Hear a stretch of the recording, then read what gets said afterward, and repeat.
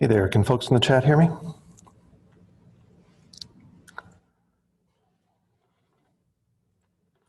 Thank you.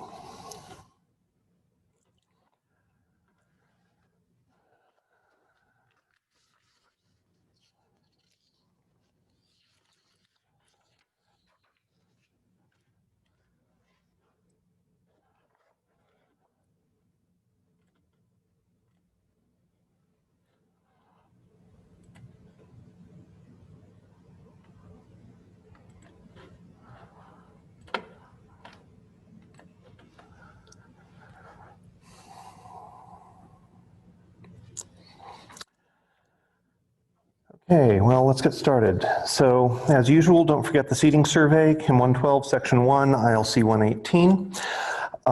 Upcoming deadlines, we have content video quizzes due 5 p.m. on Wednesday.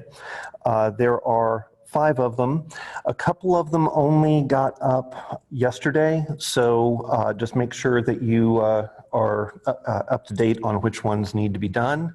The last couple that got up are relatively short, so hopefully that won't be too difficult to deal with. Friday, the homework, we have 3 components to that listed here. And tomorrow I will have the small group activity number 3 available for you, which will be due a week from tomorrow. Are there any logistics questions before we start getting into some content?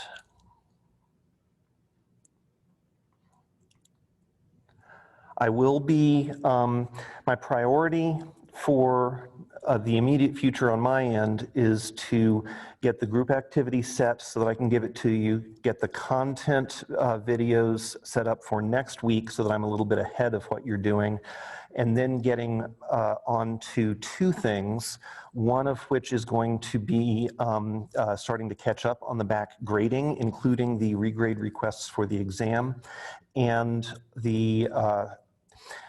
as well working on the exam 2 questions over kinetics so that I can give you guys a better idea of what those are going to be looking like, along with hopefully some example similar kinds of questions that you might be able to work with.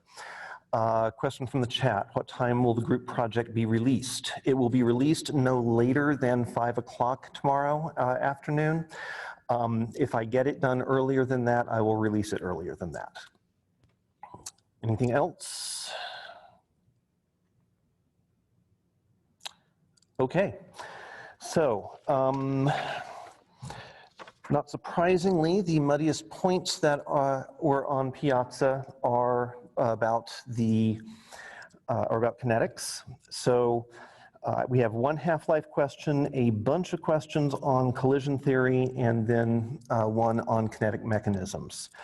So let's talk about the half-life one first. Why is it important to understand the half-life of an element? What other processes does a half-life affect?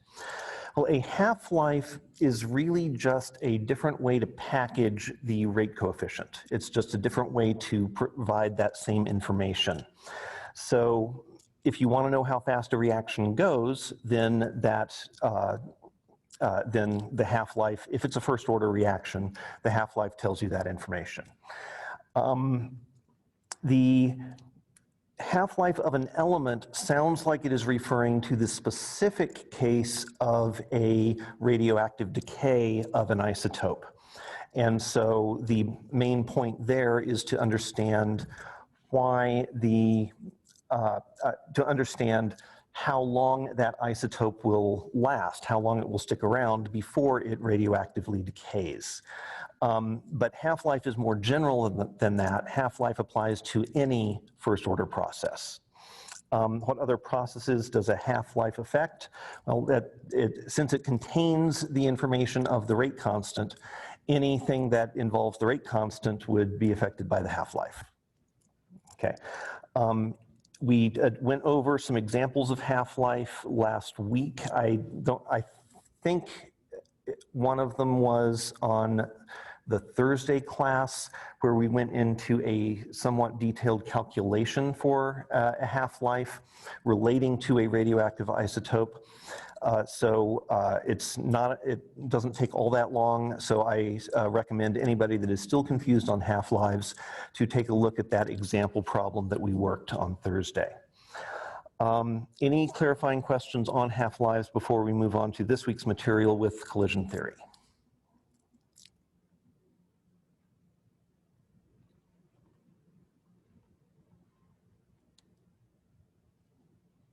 Okay, let's go on to collision theory. Okay, so let's see what order we want to do these in. Let's start with the third one here, because this one is sort of getting at what collision theory is rather than some of the details of specific things. So we'll do sort of a little introduction to the idea of collision theory. Collision theory was developed to explain the rates of gas phase reactions. So if you have a molecule of some type, we'll just have two atoms attached to a bond as our molecule here. And if you have a second molecule over here that then comes in and collides with it, then you might be able to have a reaction happen where a new bond is formed, and a new bond, one of the old bonds is broken and an atom flies off. There are lots of different kinds of reactions that you can do to explain this, that follow the same pattern of molecules colliding literally with each other in the gas phase and a reaction happening as a result. So what's the idea of this is that not all collisions are going to be successful. Sometimes, let's suppose these are different atoms. So that atom is different from this atom. Well, if the product is going to be this, then this kind of collision would work. But if it's reversed, where the dark one is here, the light one is here, and this one comes in and collides, well, then breaking this bond is not going to successfully create this product. And so there's an orientation effect that can limit what fraction of the collisions are going to be successful. There's also seems to be, experimentally, an energy requirement, so that if you have a molecule coming in and colliding, but it's coming in slowly, it'll just bounce off and the reaction won't happen. But if it's coming in quickly,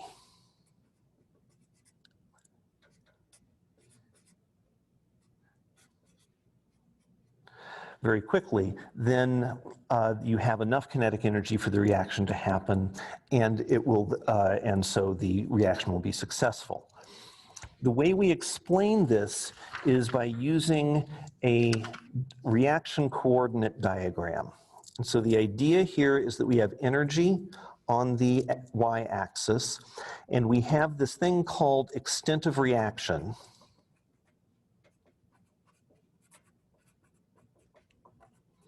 Or the reaction coordinate.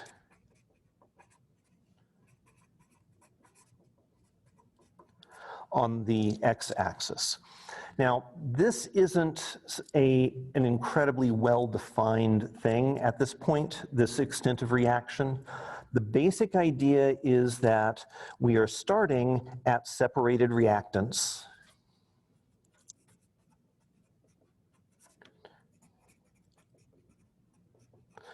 We are ending at separated products.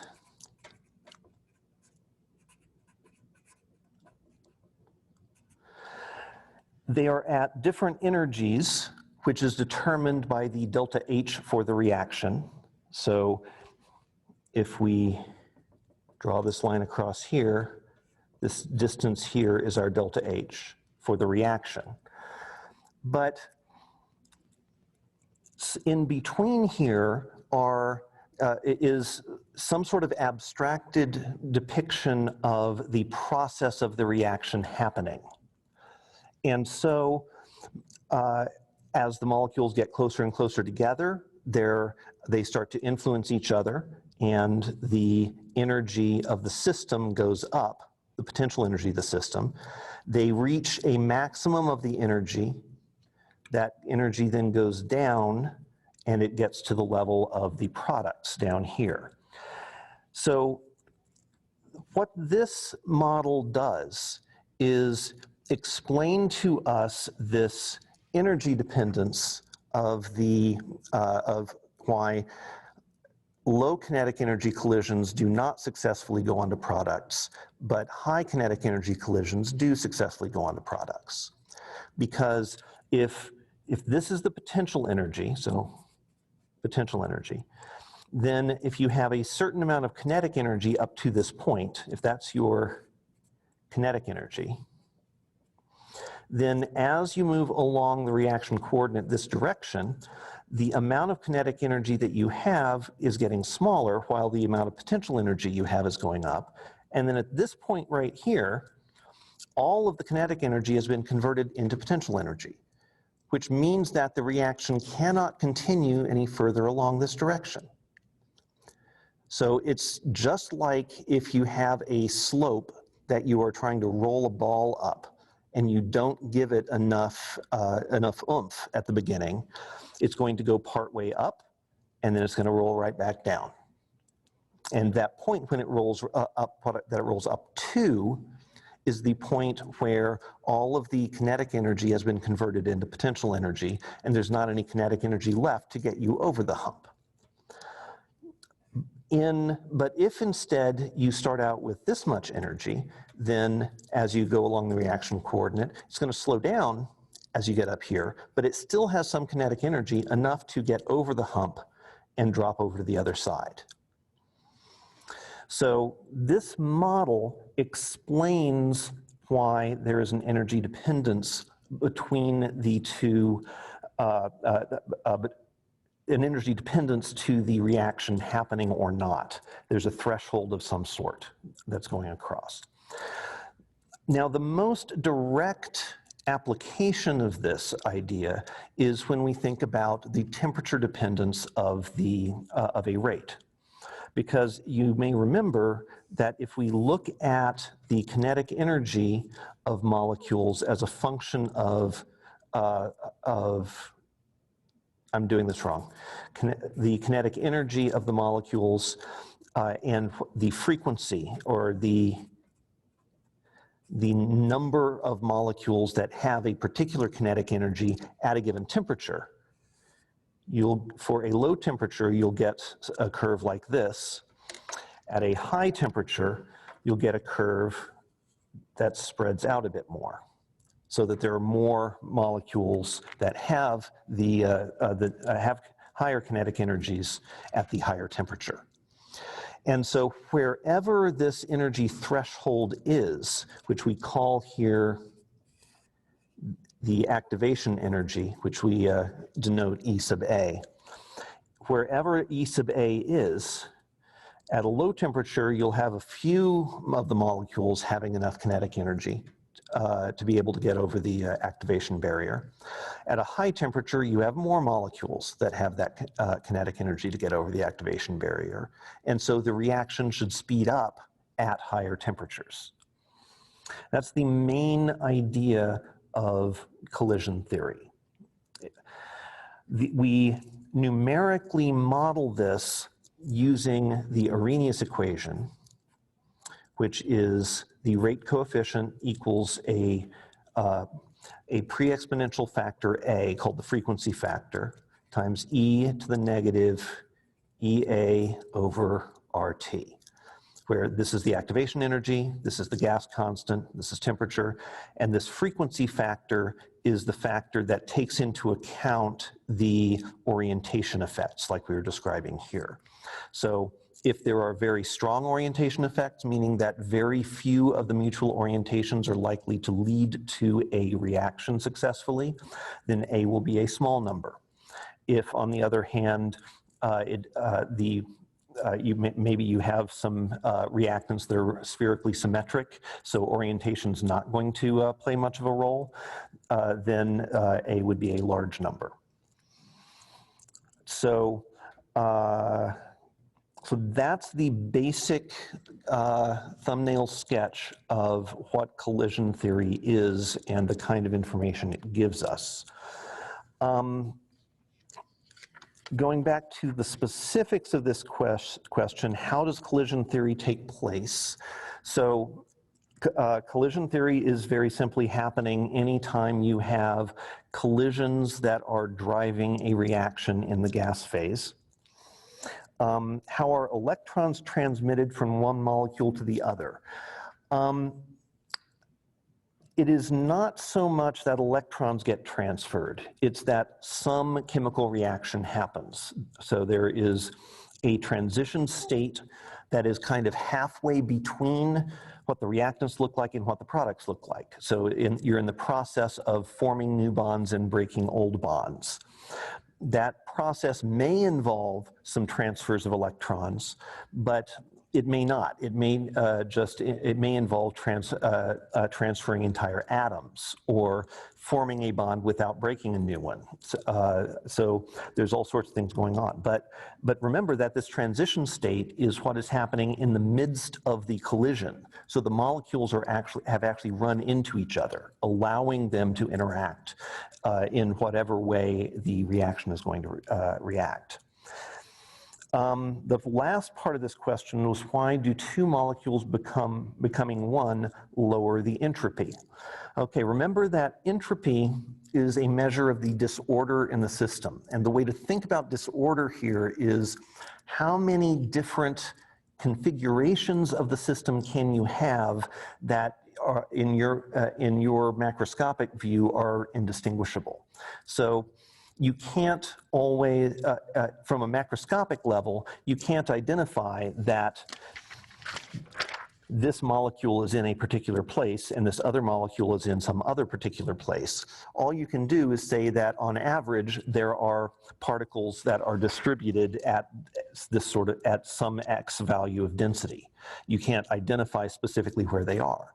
And so going through and cataloging all the possible places of where they could be within that same description of I have this amount of molecules in place, that is a measure of how disordered the system is. So if you've got a billion different possible orientations or configurations of the system that are all indistinguishable, then that billion configurations is a measure of the entropy. We'll get to more detail on that in a later lesson, in a later class.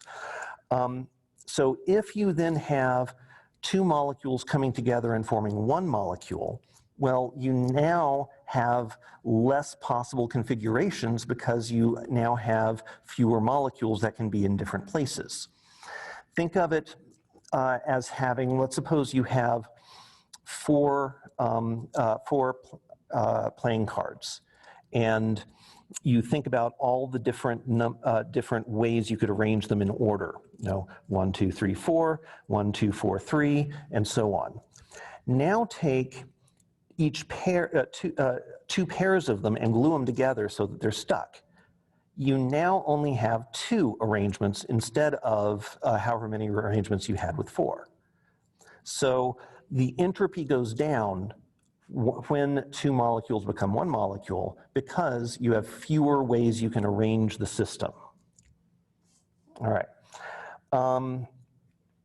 Any general questions on any aspect of that collision theory and entropy and stuff before I get on to the other specific questions that are listed here?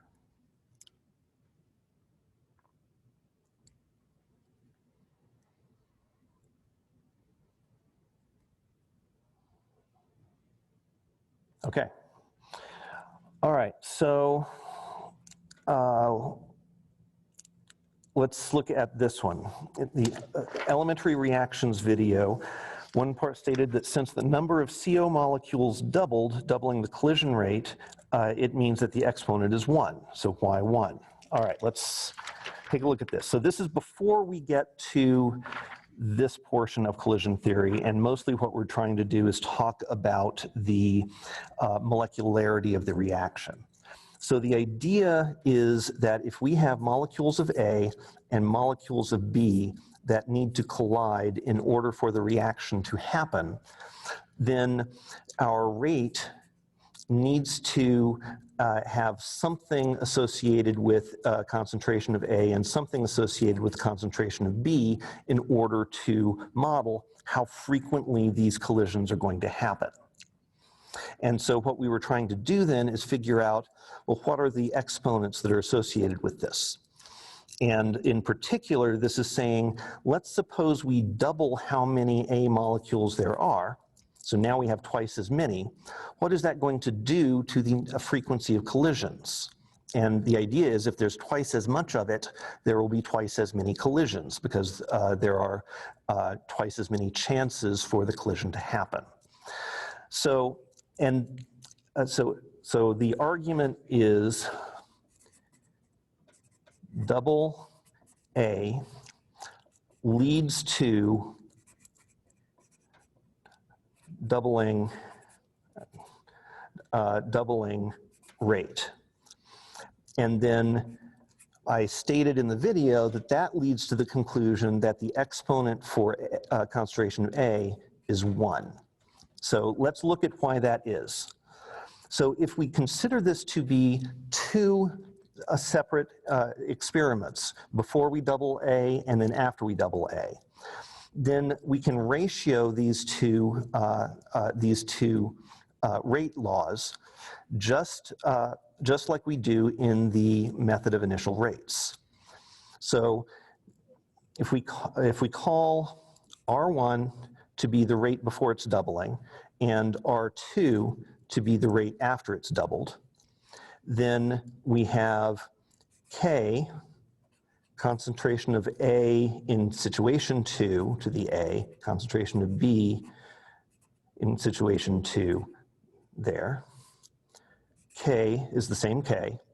Concentration of A in situation 1, A. Concentration of B in situation 1 to the B. Now, we doubled A, but we didn't double B. We left B the same. So those are going to cancel. K's are going to cancel. If we double this, then we can rewrite the top as 2 times concentration of A1 to the A. This is in parentheses because we doubled the A1 concentration. This is concentration of A1 to the A.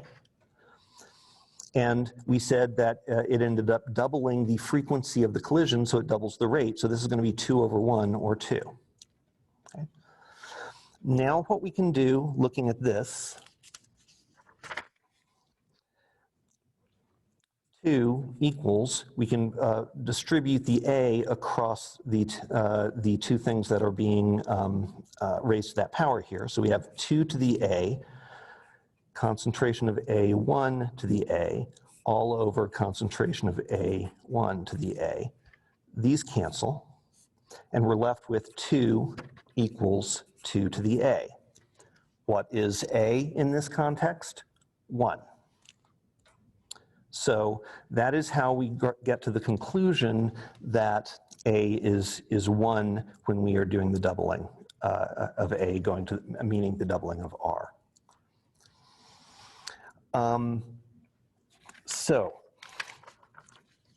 The general idea, and this is a very good pattern to get yourself familiar with, is that if you're trying to figure out the power of of something on one side of the equation, then think about doing some easy manipulation to it in order to change it to easily identified numbers. So if you double one thing and you end up getting double the result of it, then your exponent has to be 1.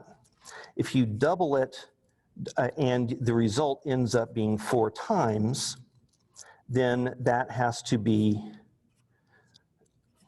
an exponent of 2. If you double it and you end up getting the 8, then it's 2 to the 3. Those sorts of relationships are good to remember. And so this will tell you if you are able to run the experiment in a way where you are where you can double a component, leaving everything else the same, and see what the result is, you can very easily determine the exponent that's involved. Okay. Are there any questions on how this reasoning works in determining how we go from the molecularity of a reaction, unimolecular, bimolecular, termolecular, to the reaction orders?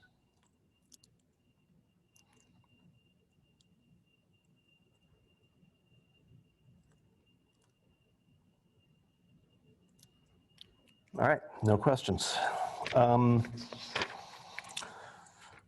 So that was this one, and we did this one. All right. In the elementary reactions video, why does the rate equal 1/2 dHI dt? So I printed out what we have for that one. And the question is this part right here. And in particular, the question is about the negative sign there. So this one actually has nothing to do with, this question has nothing to do with reaction order. Let me start this over again.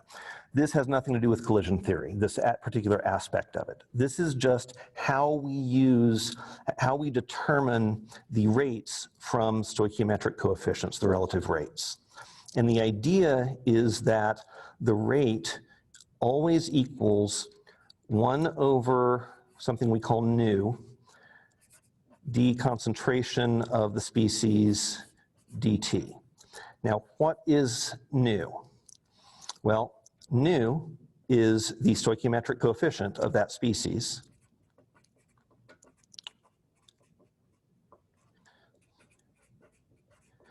And it's either plus or minus the stoichiometric coefficient.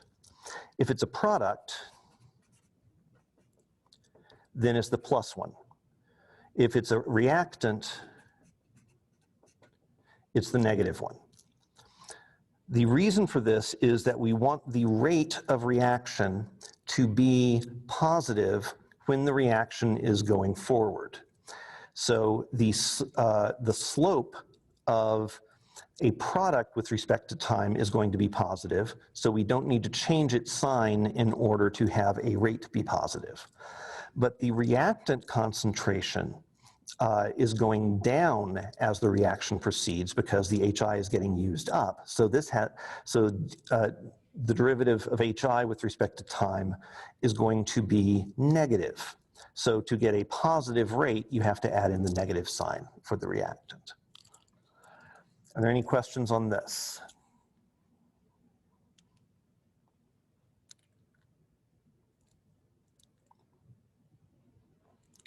Okay. All right. Question here, is the reaction coefficient in a chemical reaction always the same as the reactant stoichiometric coefficient?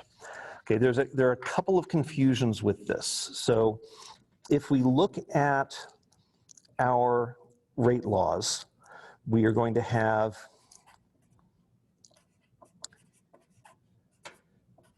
something like this. So this is the reaction coefficient. This is the rate coefficient.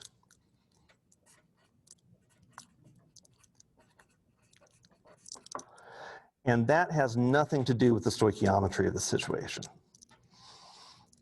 If this is a reaction, I'm going to use different letters from the ones here.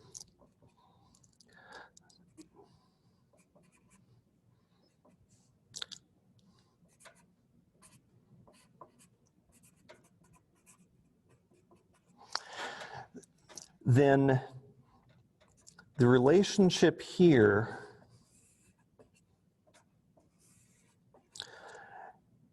M equals A, N equals B, P equals C. This is only true if the reaction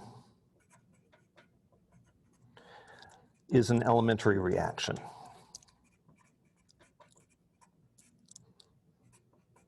By which we mean proceeding via a single step. So you cannot take any arbitrary reaction and make the connection between the coefficients and the reaction orders unless you have extra information that this is an elementary step. Now, when a mechanism is proposed, and you're trying to figure out the rate law that the proposed mechanism would predict, because you're proposing the mechanism, what you are doing is saying every step in this proposed mechanism is a single step, is an elementary reaction. But that is just a proposal. And then you see what it would imply for the rate law, and then you compare that rate law against experiment to determine if it's correct or not. Well, whether you determine whether it's possible or not. You can rule out a mechanism by showing that its rate law, its predicted rate law, does not match experiment. But if your proposed mechanism produces a rate law that does match experiment, that does not prove the mechanism is correct, because there are multiple different mechanisms that can produce the same rate law. And so you would need to narrow down the possibilities that produce that mechanism, that produce that rate law by other means. Okay, so I'm going to replace this with reaction order, because that is almost certainly what the student asking the question meant here, was the order, not the rate coefficient. But then the answer to this is no, only if it's an elementary reaction.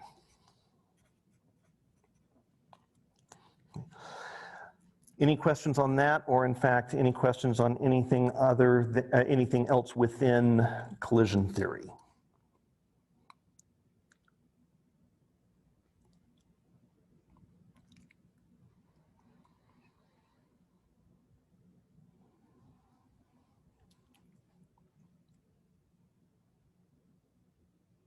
All right, not much more to do there then. Okay, kinetic mechanisms. What's the general idea and what are they good for? So the idea of a kinetic mechanism is if you have some kind of reaction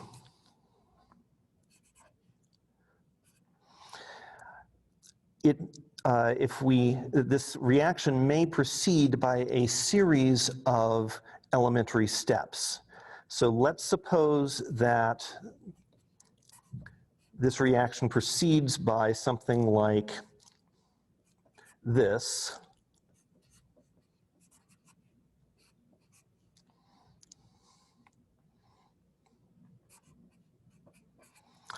Like this. And so you can see that if we add these two reactions together, we get 2A plus D, plus B on the left, and we have D plus A plus C on the right.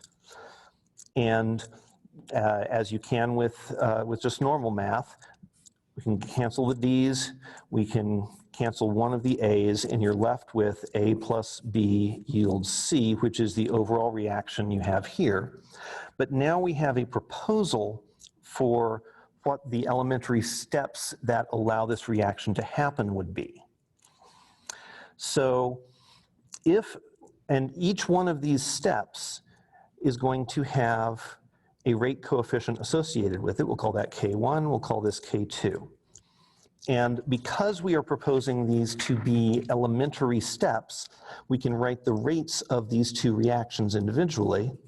This one is going to be R K1 concentration of A squared. This one is going to be R, and we'll call this R1 and we'll call this R2 since they are stepwise rates. K2 concentration of D, concentration of B. So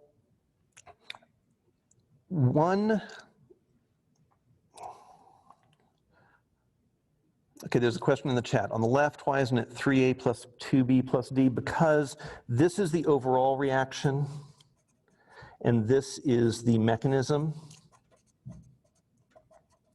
And what we were doing was adding the two mechanistic steps together to see if we got the overall reaction, which is what we indeed did.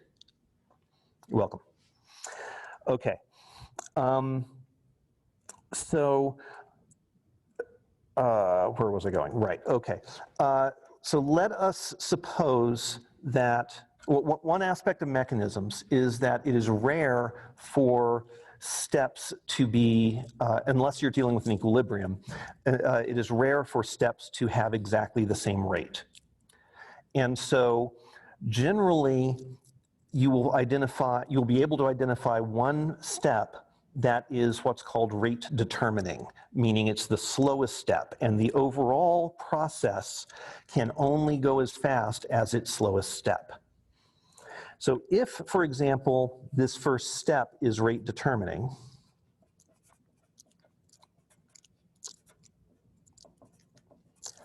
then that means that this rate is the one that determines the overall reaction rate. And so our overall, predicted by this mechanism, is K1, concentration of A squared, and so the concentration of B doesn't even figure into the overall rate law, as long as there is some there. Because obviously reaction 2 can't happen unless there's some B. But as long as you have some there, then, and if the first step is rate determining, then changing the concentration of B won't change how fast the reaction goes. So what you could then do is say, well, experimentally, what is the rate law? You use method of initial rates or method of flooding or something like that. And what you find, if we find that the experimental is second order in A, then you can look at this mechanism and say, yeah, that's plausible. That could be what's actually happening. So that's the general idea of mechanisms. What are they good for? Why do we want a mechanism?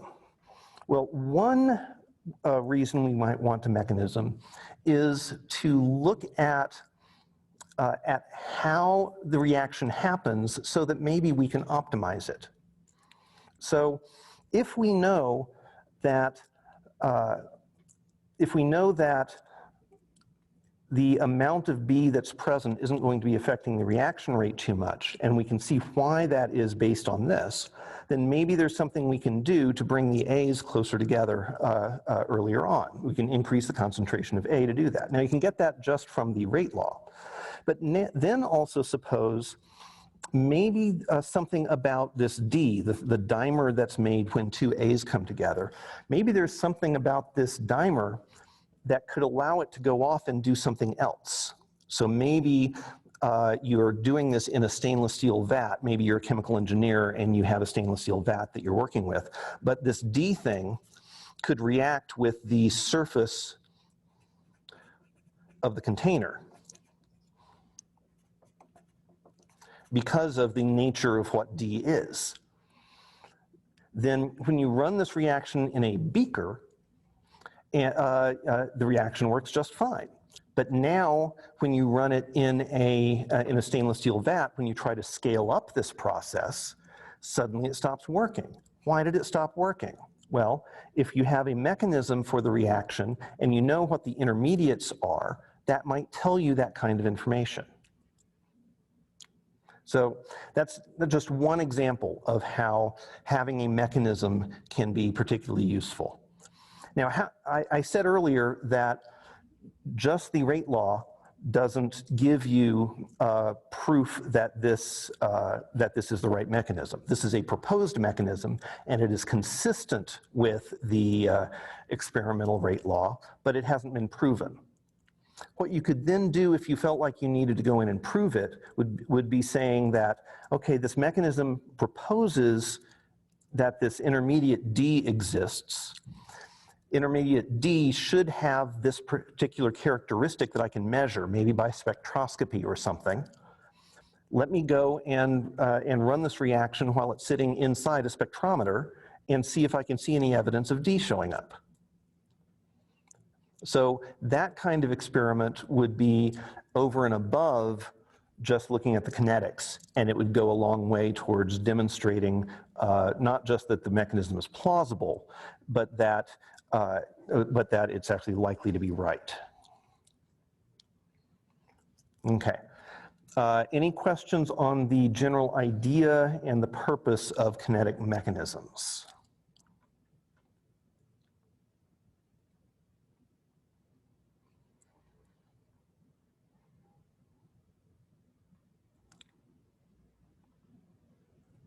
Okay, so that is my full list of muddiest points that I have, and we have plenty of time left. So I will open it up to the class in the chat. Anybody have anything at all you would like me to talk about?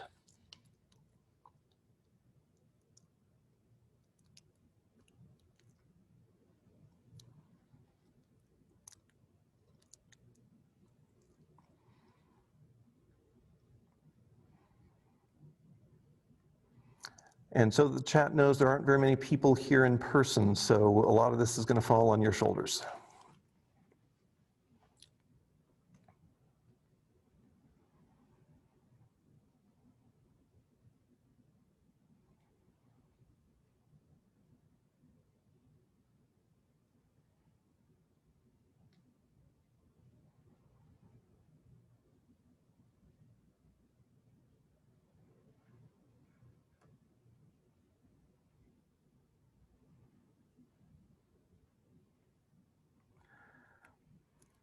One of the things I did on Thursday that you guys might be interested in is I did a little brainstorming with the class on the kinds of exam questions that might come from this material. Would something like that be useful here?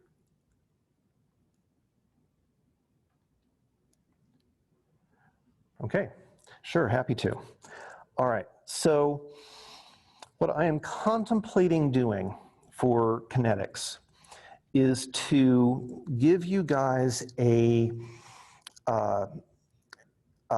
Excel spreadsheet that has a lot of it protected so that you can't go in and look at the formulas that are in some various areas, which would allow you to do things like enter up in some cells at the top what concentrations you want for a particular reaction to initial concentrations you want, and then you plug those in, and it will then generate simulated experimental data of concentration versus time or something like that, which you could then copy out, put into your own spreadsheet, and then analyze to figure out what reaction order is it. Can I determine the rate coefficient from it? And by controlling which concentrations you use, you could choose to do the method of flooding or the method of initial rates in order to determine the entire rate law that you have. And then once you have the experimental rate law, I could give you two different mechanisms that predict different experimental rate laws for you to determine which of them is likely and which of them is not. Now, if I'm going to do something like that for you guys, I would absolutely make sure that I did two things ahead of time. The first would be to have a similar but different chemical system where I produce an Excel spreadsheet for you so that you can get used to dealing with that kind of data. and I would have a video walkthrough explanation for how to use Excel to do the calculations that you would need to do to figure out what the reaction rate is, figure out whether it's first or zeroth, first, second order, things like that. All within Excel, plotting up trend lines and those sorts of things. So I would give you something similar to what you would see with a different kind of chemical system, and an intro to how to use the tools to analyze it. But and then for the exam, you would get a different one to work with. One of the reasons I really like this kind of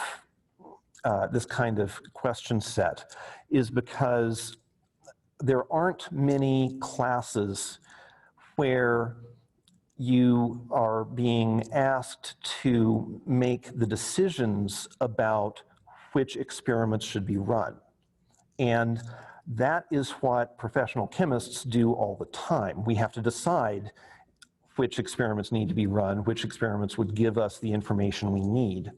And having the control over what concentrations to use, trying some out and seeing if it works like you expect it to, that sort of trial and error of testing out different experimental conditions is a phenomenal way to get yourself thinking about what information do I need, how can I get that information, which experiments would give me that information without being confused by other details and such. Does my description there make some sense of what I would be asking about? Okay, good.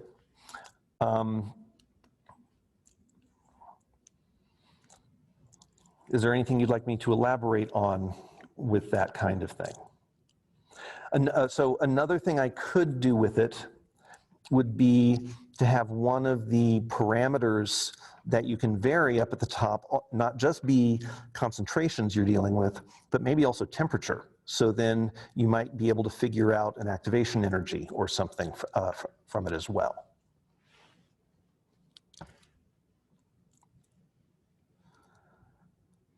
Yep, yes, and because, so the comment here is, yes, would love to see an example as you mentioned. Absolutely.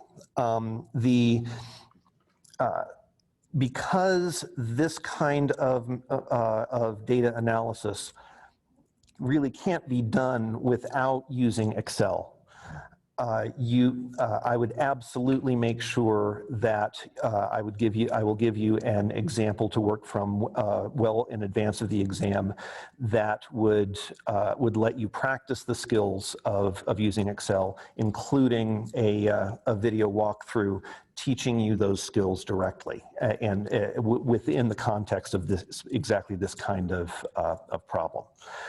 I don't have it yet, unfortunately. I am hopeful that that's one of the things I can do with within this week, so that because I'm trying to write the exam questions as I go through the material rather than all at the end like I did from the first exam. So that will allow me to more easily be able to tell you the kinds of questions you're going to be seeing. When last time, 3 days before the exam, I still didn't have the exam set, and so I didn't. You asked me what's going to be on the exam about this, and I say I don't know because I haven't written it yet. All right, so expand on the activation energy comment. Sure.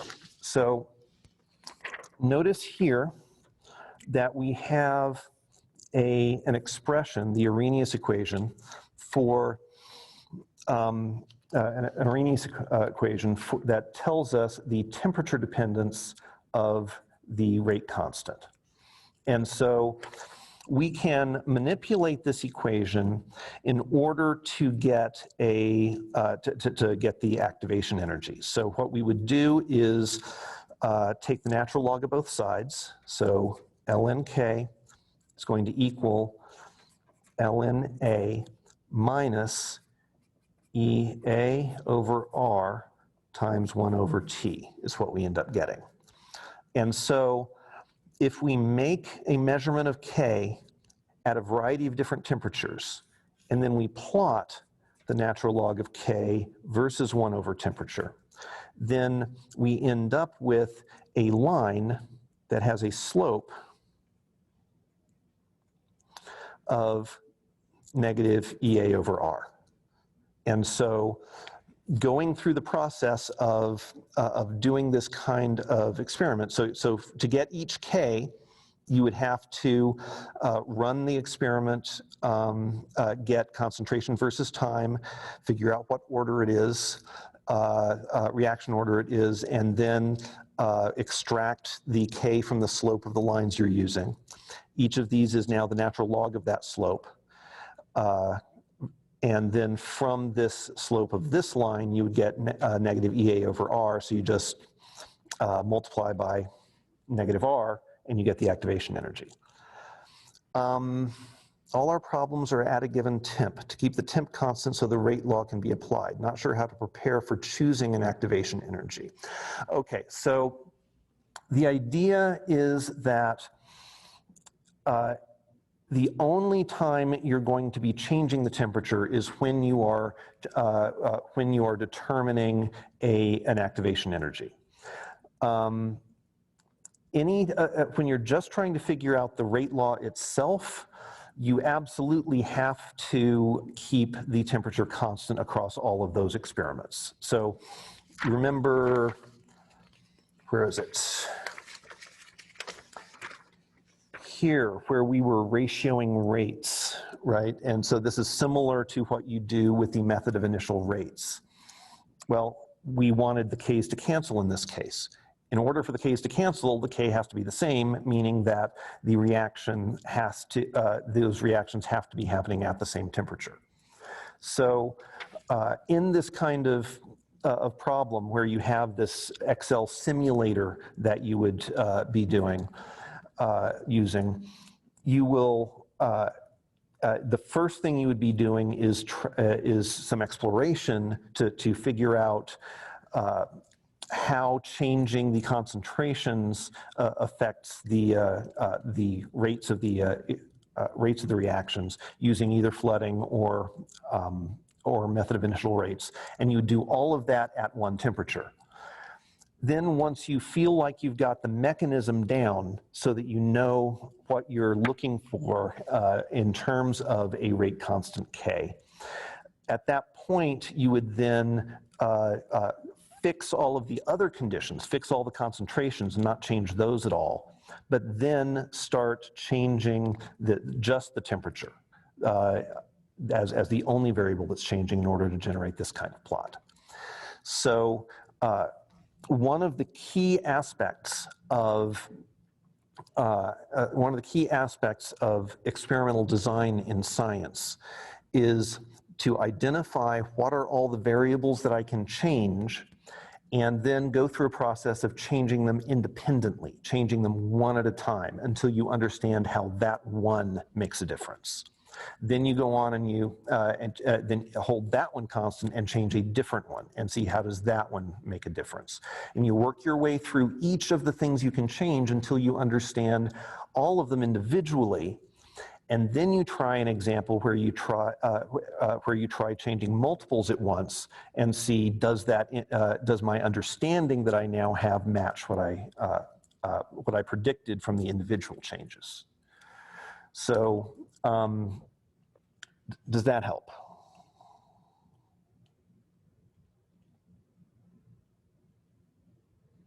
Okay, you're welcome.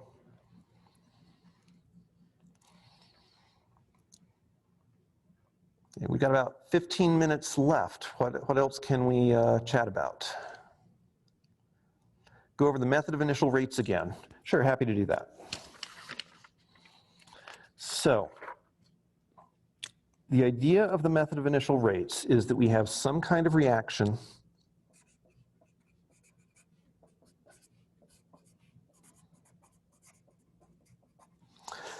and we'll do like an experiment number. We will have the initial concentration of A, 0, not A, initial concentration of B, initial concentration of C, and the initial rate. So the initial rate is found when we plot, say, the concentration of A as a function of time, and we see something that looks like this. The initial rate is the slope right at time 0. So you draw a straight line into that slope. Okay. So let's see. So then what we do is we will have some set of initial concentrations that you're given. I'm going to pick easy numbers to work with. Let's suppose you start at 1 molar of each of these, and you end up with a rate of 0.25. Okay. Now, just what I was describing earlier, you change one thing while leaving everything else the same. So let's double the amount we have here. Leave those two the same.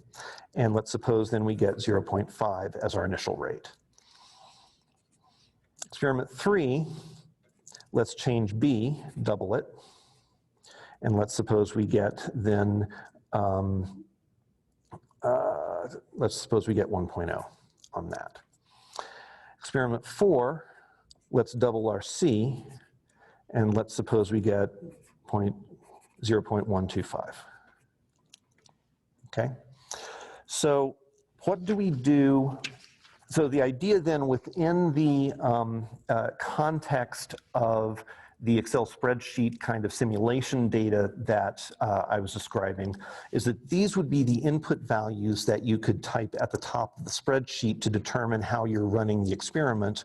You would then get this kind of data here, which you would analyze, and I'll show you how to do the analysis to get the initial rate from it. And then that value gets put over here. So that's how it would physically happen. So the way the theory works here is to say, let's take rate, the initial rate for experiment 2 divided by the initial rate for experiment 1. Okay. And we know that this is going to be K times A to some power, B to some power, C to some power. These are, because we're looking at initial rates, these are going to be the initial concentrations. And this is going to be under conditions of experiment 2. We have the same thing in the denominator, except the conditions are experiment 1 instead of experiment 2.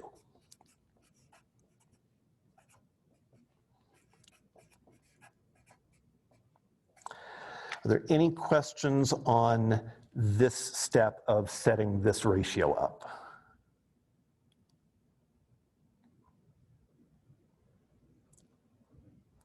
Okay, so the next thing to do is to notice what cancels. Between experiments 2 and 1, the only thing that changed was the concentration of A and the resulting rate. So that cancels because they're the same. This B cancels because it's the same, C cancels because it's the same, and so we're left with 0.5 over 0.25, which is 2, over, or equals, excuse me, 2 over 1 to the A. So 2 over 1 to the A. Well, sorry, I keep going off the bottom of the screen. So this is exactly what we looked at in the other example. So A here has to be 1. Let's do the same thing now with B. Now, B we see is the thing that changes between experiments 1 and 3.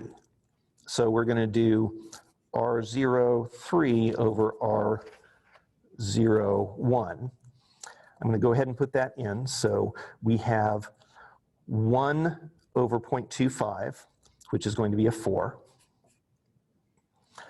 And it's going to equal, everything cancels except for the concentrations of B. So that's going to be 2 over 1, so 2 to the B power. So what is B in this case? Anyone in the chat? Correct, B is 2. So we now know it's second order in B. Let's now look at C. Again, we see that it's experiments 1 and 4 where the only thing that changed in terms of initial conditions is C. So we want R naught 4 over R naught 1. So that's going to be 0.125 over 0.25, which is 1/2. And that's going to equal now concentration of C here over concentration of C here. So that's going to be 2 to the power C. So what value of C turns a 2 into a 1/2?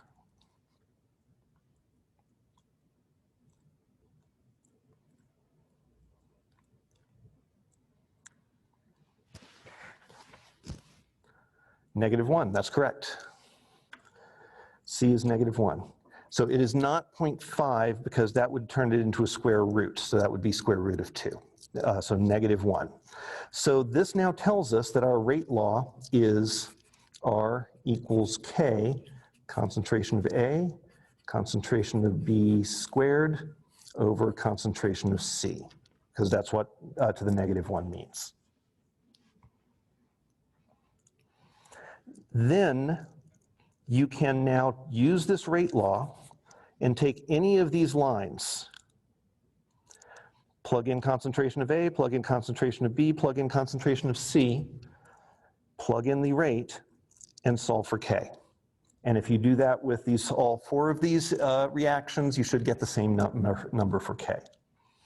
That is the method of the initial rates. Now, a slight complication to it.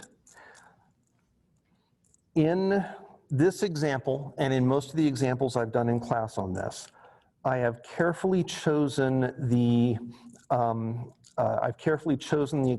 experiments so that I'm doing an easy doubling of things, so that it's easy to see in this kind of expression what the power is going to be just by inspection.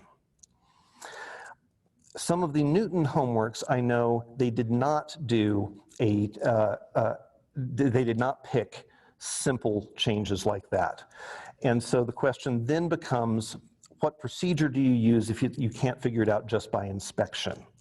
So let's take this example right here, and we will not assume that we know that 2 squared is 4. So we have 4 equals 2 to the B, and we want to know what B is.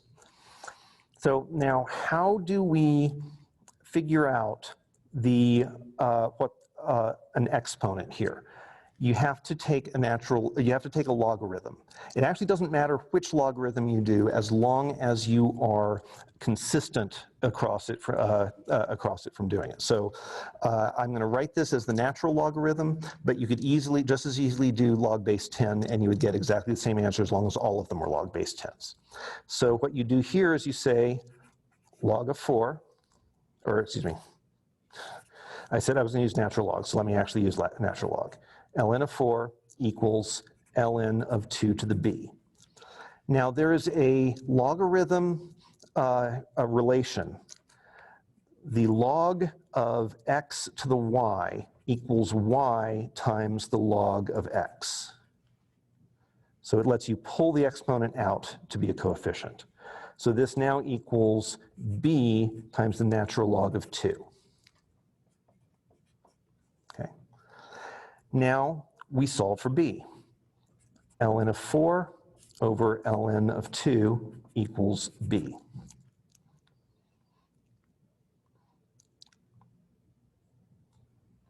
Okay.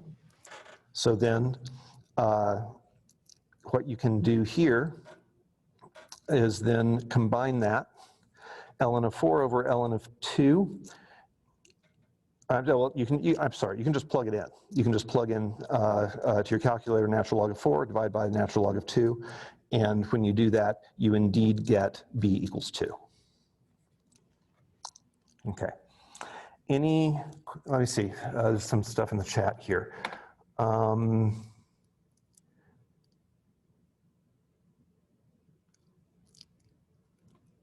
So, okay, that question isn't about initial rates. I can't tell if Madison's question there about going over it when there's more than one reactant and how that changes products, I can't tell if that's about a method of initial rates or not. Are there any other questions about method of initial rates before I go to Dina's and Madison's questions?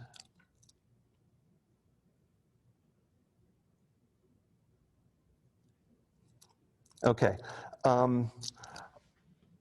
So Dina says, I haven't done this week's homework yet, so hopefully we'll understand the Arrhenius connection, et cetera, better later this week. Yeah, I think so. So the second collision theory content video introduces the idea of the Arrhenius equation. The one on transition states. I don't remember what I titled that one. But essentially the one that goes through this explanation. It gives you this equation, but it also shows you why it is reasonable based upon us using something extremely similar to this in terms of describing the vapor pressure of a liquid. The comparison of the two equations is striking. Madison, can you clarify what your question's about, going over when there's more than one reactant and how that changes products?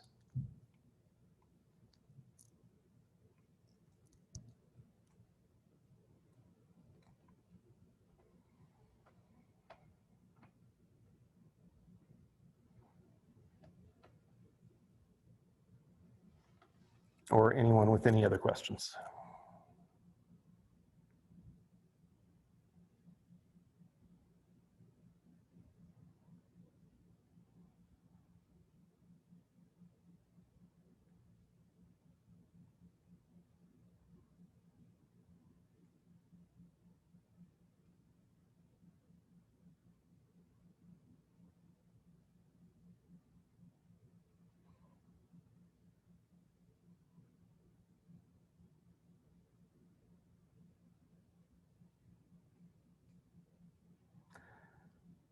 Well, okay. I guess we can call it today if there aren't any other questions. Thank you all for the participation, particularly from the chat. There's some good questions coming in. Yeah, thank you.